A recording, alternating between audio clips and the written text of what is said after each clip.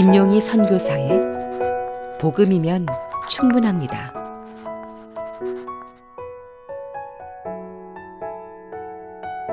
소망의 복음. 첫 번째. 꿈이 없는 사람은 살아있으나 죽은 자.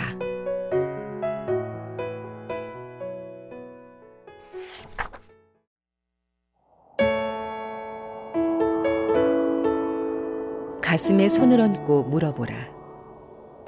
내 소원이 뭐지? 내가 정말 원하는 건 뭘까?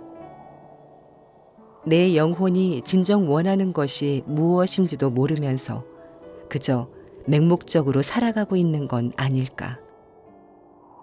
그렇다면 나는 왜 오늘도 이렇게 피곤하고 지친 삶을 살아야 하는 걸까? 아니, 혹 소원이 있다 해도 얼마나 간절한 것일까? 그러나 그렇게 간절히 원하는 것이 있다고 해도 그것이 존재가 되지 않으면 그냥 사라져버린다. 그래서 상황에 따라 변하는 것을 진정한 소원이라고 할 수는 없다. 소원이 이루어지지 않으면 사람은 무엇을 한다 해도 결코 행복할 수 없다. 소원이 정말 간절하면 상황은 문제가 안 된다는 뜻이다. 그 꿈과 소원이 정말 깊어지면 한이 된다. 맺힌 한은 곧 내가 되고 내 운명이 되어버린다. 그렇게 꿈과 소원이 운명이 되어버린 사람은 다른 것을 할 수 없다. 소원이 운명이 된 사람에게 절망이라는 말은 사치에 불과하다. 소원에 쫓아가다 절망했다면 어쩌면 그 사람은 소원이 운명이 된 적이 없다. 그는 한 번도 그런 깊은 소원과 맞닥뜨린 적이 없는 것이다. 정말 소원이 존재 자체가 되어버린 사람은 죽음도 꺾지 못한다. 교회 안에 있는 젊은이들에게 꿈이 없다고 아우성이다. 간절히 바라는 소원이 없으면 무기력에 빠지기 마련이다. 사람은 창조될 때부터 내면적인 존재였기 때문이다. 그래서 존재적으로 마음에 소원하는 바가 없으면 에너지를 쓰지 않게 되어 있다. 원하지 않는 일에는 절대 자기 자신을 바치지 않는다.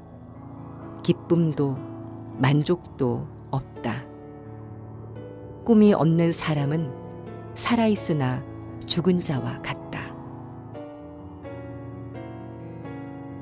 예수님께서 베데스다 연못가를 찾아가셨다. 자비의 집이라는 의미의 베데스다. 그곳은 사람의 힘이나 당시의 의학 수준으로 도저히 살 가망이 없는 깊은 병을 가진 소망 없는 자들이 마지막으로 찾아가는 곳이었다. 간헐천인 그 연못은 평상시에는 물이 없다가 1년에 한두 번 물이 솟구쳐 오르는데 가장 먼저 들어가는 자는 무슨 병이 있다 해도 다 낫는다는 전설이 전해졌다. 주님이 그곳을 방문하셨다. 꿈과 소원이 한이 되고 운명이 된 사람. 거기 38년 된 병자가 누워 있었다. 주님은 그의 병이 벌써 오랜 줄 아셨다. 금방 고쳐주시든지 그냥 지나치시든지 하셔야 하는데 주님은 이해할 수 없는 행동을 하셨다. 네가 낫고자 하느냐? 주님이 물으셨다.